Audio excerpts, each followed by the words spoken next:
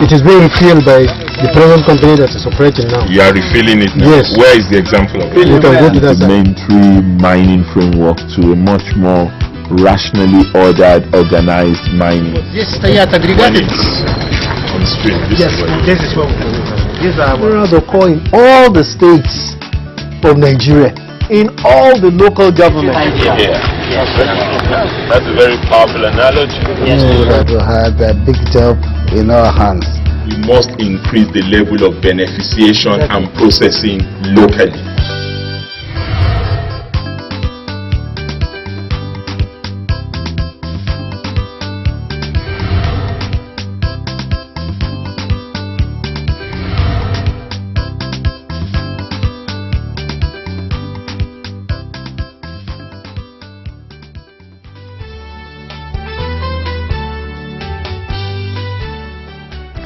What comes to mind when you hear Ajaokuta? That's right, the steel complex. This important national asset has been the subject of discussion in many quarters for many years, and for the wrong reasons. In the last 2 years, efforts have been put together towards ensuring that the Ajaokuta steel complex is revived from the crippled state it has been for decades. The recent tour of the facility by the Minister of State, Mines and Steel Development, Abubakar Buhari, and the Speaker of the House of Representatives, Yakubu Dogara, is another proof of this drive. Also, in line with government's desire to diversify the nation's economy, the Ministry of Mines and Steel Development is giving a lot of focus to processing for value addition, as well as investments promotion in the sector. These are some highlights on today's edition of the program, Mining in Nigeria. Let's take a break, and when we return, we will take a look at some of the happenings at the ministry in our diary of events. Stay with us. Do you know, in 2017, Nigeria lost $9 billion in wealth? Do you know the source of this monumental loss is illegal mining? Illegal mining is synonymous with oil bunkering and vandalism. Illegal mining is a crime against the Nigerian nation. Stop illegal mining now. Get a license. Be legitimate. Do it right. You are watching Mining in Nigeria. Now to highlights of some events in the diary of the Federal Ministry of Mines and Steel Development.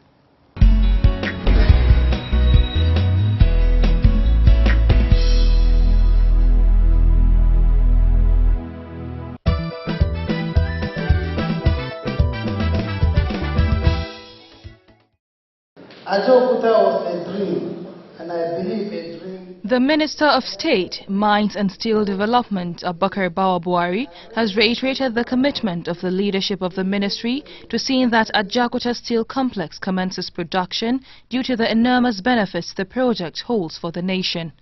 He made this known while accompanying a delegation of the House of Representatives led by the Speaker, Yakubu Dogara, on an assessment tour of the Ajaokuta Steel Complex in Kogi State. Ajaokuta was a dream, and I believe a dream that is realizable.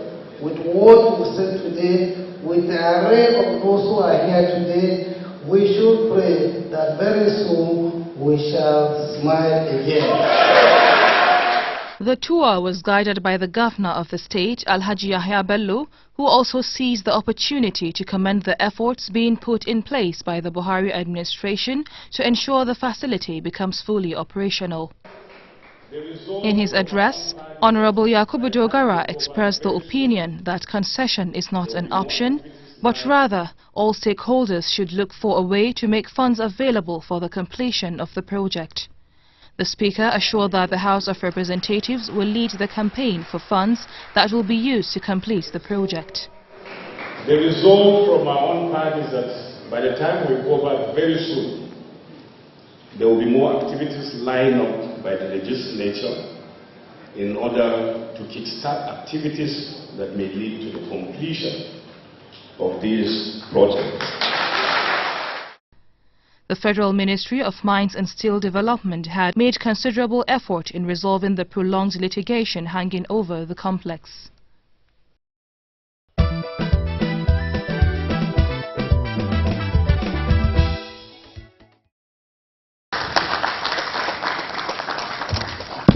The Ministry of Mines and Steel Development, through the Mining Implementation Strategy Team, has organized a linkages consultations workshop with concerned ministries, departments and agencies of government.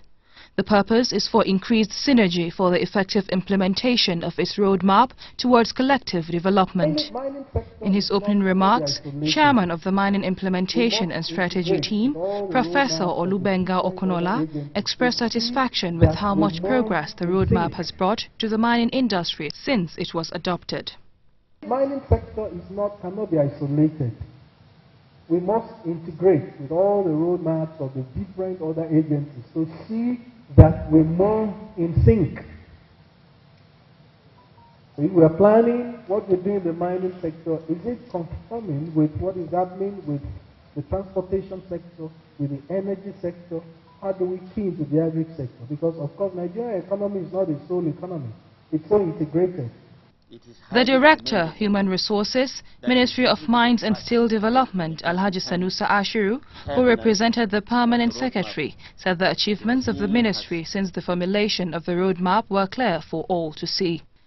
It is highly commendable that in keeping to the track of the implementation timelines of the roadmap, the team has since taken initiatives to deepen their contribution to national development.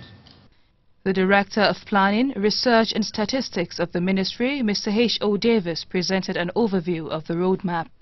The oil companies prefer to import barrels, and we could see barrels all over the place. The barrel association, they have sites, and they have barrels in the country, but provide the enabling environment. One of the problems they were having was access to their sites. So for that to be done, you need the Ministry of Works. To create an enabling environment, you need the Ministry of Petroleum. The Ministry of Petroleum must tell your company to patronize local producers instead of importing these things. So there is need for synergy with the ministries, so that when we do our plans, we need to talk to each other. The workshop was interactive as various MDAs gave an insight into their respective assignments in the roadmap, identifying points of linkages with that of the Ministry of Mines and Steel Development.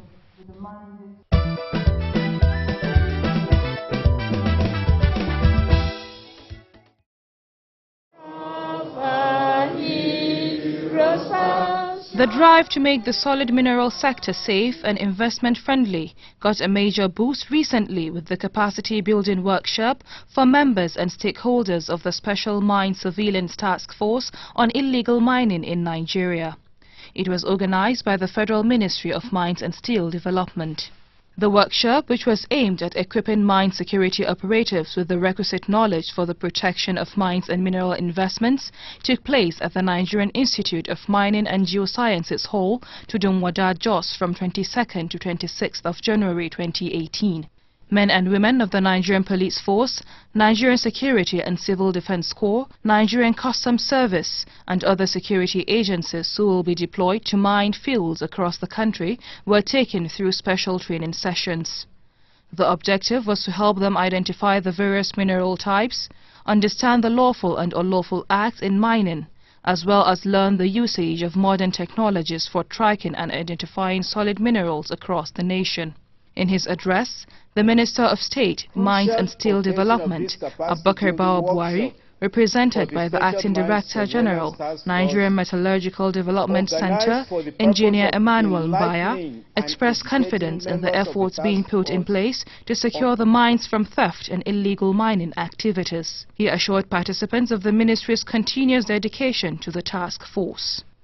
This workshop is highly essential as it will facilitate effective operationalization of the Special Mine Surveillance Task Force on Illegal Mining established in 2012. The task force was established in 2012, but now its effective operationalization of this, well, we need to know and then commence actively. So then the knowledge and skills that will be learned from this workshop will equip the task force with the necessary know-how for combating the menace of illegal mining, resulting in positioning the sector on the path of sustainable development, a condition precedent for the diversification of the economy through mining and improved gross domestic product contribution from the mining sector. Earlier, the Permanent Secretary, Dr. Abdul Qadir Muazu, ably represented by the Director, Mines Inspectorate, Engineer K.F. Wuyep, delivered a welcome address where he reiterated the Ministry's commitment to protecting the life of the ordinary miner as well as ensuring the security of local and foreign investments. We want to collaborate and to assist the Ministry in enforcing or monitoring or checkmating, because it is surveillance task force. In fact, the essence is to even preempt or to actually work ahead to prevent the occurrences of illegal mining, and then to also take surveillance of the minefield and to be able to really nip in the bud the cases of illegal mining. Stakeholders at the event expressed satisfaction at the timeliness of the workshop, stressing the need for improved surveillance in mine sites for improved productivity and contribution to the country's GDP. It's going to help us to understand more on the issue of security, of protecting mines field. You know, Nigerian security is on the ground, the grassroots. So it will help us identify solid minerals we protect against illegal miners. You see, if you look at the cross-section of the participants, you see that it goes across all relevant ministries, all security agencies, all the paramilitary agencies, and so on and so forth. Everybody is involved, all hands on deck to combat illegal mining frontally this time around.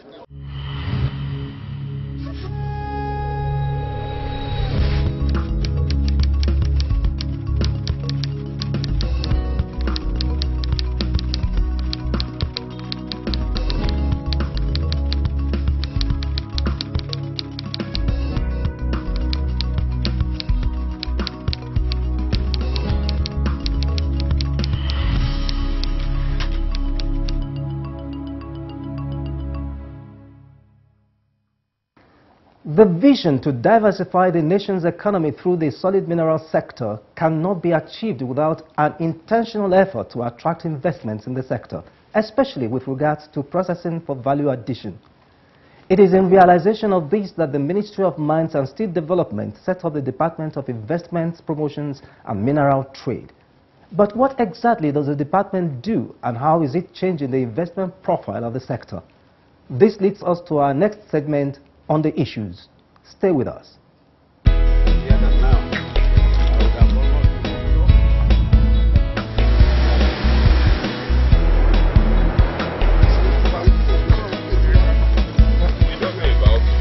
have that information on your fingertips.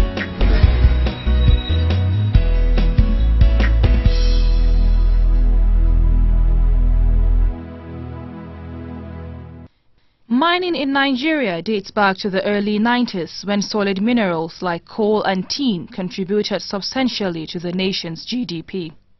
The contribution of the sector to the nation's revenue is today less than 0.5%, and that is unacceptable for a nation that is blessed with vast mineral resources. This has therefore given rise to the renewed impetus to return Nigeria to its pride of place as a mining destination and to make solid minerals a major revenue earner for the country. For this to happen, the sector requires stakeholder investments beyond what it is. It is based on this reality that the Ministry of Mines and Steel Development set up the Department of Investment Promotions and Mineral Trade in 2017.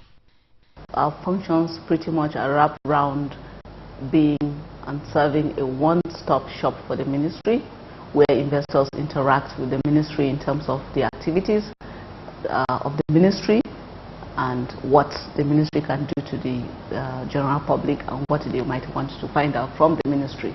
Now, all this is with a view to be able to attract the needed investment into the sector, and more so now with the drive of government to diversify from oil. So the ministry thought there should be, in restructuring, put up a department that would serve a purpose that would showcase the ministry and the ministry's activities such that the needed investment can come into the sector. The opportunities for investment in solid minerals are sometimes not very obvious, but one only needs to look at what investors are doing with limestone deposits in Ogun State to see the opportunities that cement companies have created for the community and the nation at large. Ogun State houses 4 international standard cement companies, one of which is the second largest in Africa, creating thousands of jobs created directly and indirectly. And the resources can support 10 more cement companies for over 50 more years to come. Clays found in the most part of the country is raw material for the ceramic industry. Nigeria is set to spend about $800 million to import ceramics and allied products, missing out on a projected $408 billion global market and an estimated 3 million new jobs annually. Tin, iron, columbite and coal also hold immense opportunities for investment both on a large and small scale. Coal quality is sub-bituminous, which is okay. It can be used for even as coal to liquid for fuel straight. It can be used as for power. It can be used as briquettes, and that's even one area people are not looking at. If we say, okay, it takes a lot of money to set up a coal to power industry or something, we can look local briquettes that the local people, the low-income people can use in place of kerosene. So why has there been very little activity in the area of investments that will see to the processing of these solid minerals towards value addition and revenue generation? There's the issue of the geological data decimation. You know, within the years, there's been the issue, people have actually really come out to say they're not getting the information, they're not getting data, geological data that they would use to be able to say, okay, fine, they would want to invest in social areas. So all this put together, and then infrastructure, you know, people need to be able to access these places. The good news is that these challenges are being addressed by the Buhari administration as a key component of the diversification drive. Only recently at the African Mine in Indaba in South Africa, the new airborne electromagnetic survey results procured by the ministry were released even as the ministry promises more extensive geological survey of other parts of the country this year, as well as the completion of the National Mineral Database. Gaining access to such data has also been simplified, especially with the launch of the web portal in 2017. Added to these initiatives is the emphasis on ease of doing business. Today, it is now possible for a potential investor to begin application for a license or lease online. Other incentives have also been put in place to woo investors. They've been able to also put tax holidays if you have a mining lease already. Now that is where people need to understand, because you have to acquire your exploration license, work on it, and get to that point where you acquire a mining lease. Then the MMSD helps you with tax holidays of about 3 years. You have the duty-free on equipment, mining equipment that you might want to bring into the country to work on your mining lease. And then there's the expatriate quota for those that are the expatriates that might want to come and invest in the sector. And then the ease of doing business in terms of the ease, they've clogged the processes towards being able to process and acquire your license. The ministry is working on that.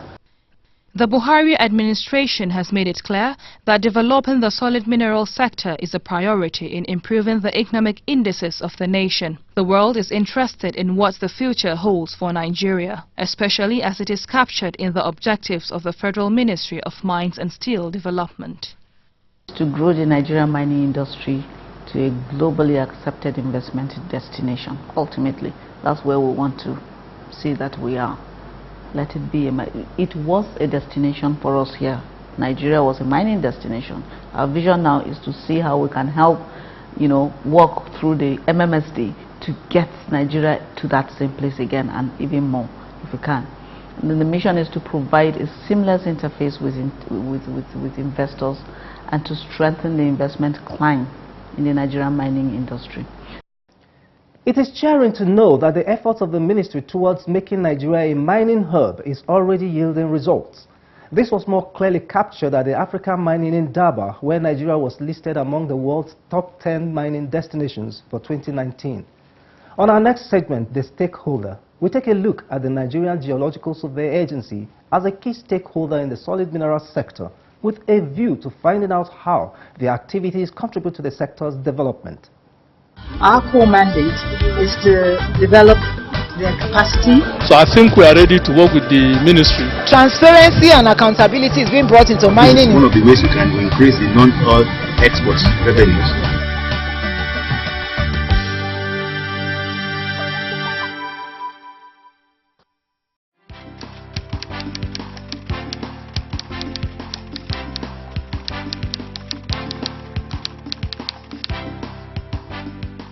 The Geological Survey was established to ensure that mineral resources of Nigeria are properly captured and used in the development of not only Nigeria but also the colonial British government.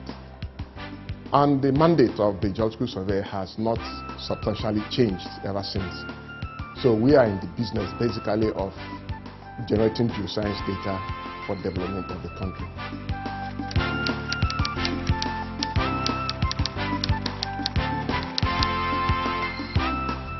The core of staff for Nigerian Geological Survey are geoscientists, mostly geologists.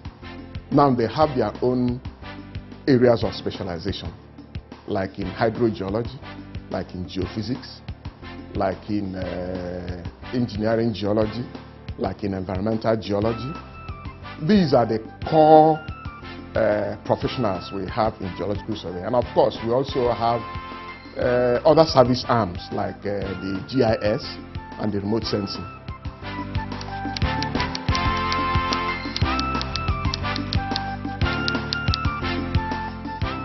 We have a value chain in the mining sector that starts with exploration, development, mining, beneficiation, and then marketing. So it's the data from Geological Survey that informs mining decisions by anybody involved in mining activity globally. Time and again, stakeholders of the sector have emphasized the importance of qualitative geological data in making the sector attractive to investors. It is good to know that the NGSA is attuned to that objective. Highlights of global happenings in the mining world are up next.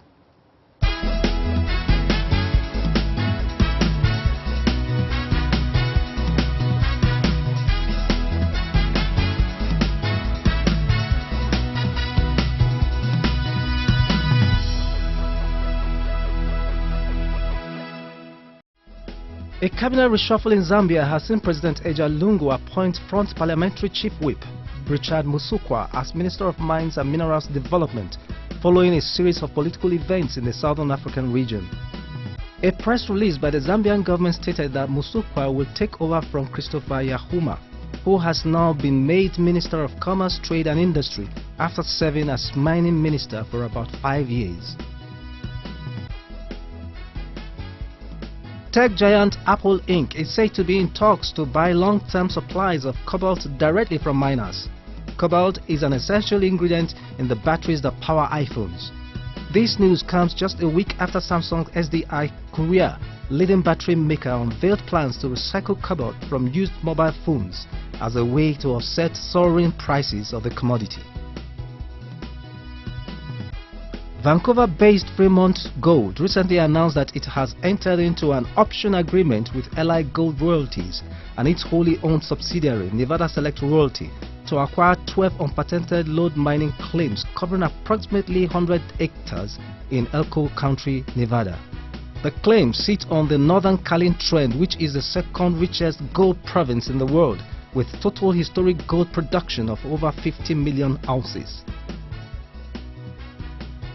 India has opened an avenue for bidding of coal mines by private firms and foreign companies. This move ends the monopoly of state-owned Coal India Limited, which currently accounts for over 80% of domestic output. It's been enlightening, leading you on yet another journey into the mining industry in Nigeria as she continues her quest to rank high amongst mining destinations in the world. It is indeed looking more likely than ever that the solid mineral sector could just be what the country needs to accelerate its economic resurgence. Join me same time next week for another edition of the program Mining in Nigeria. Enjoy the rest of your day.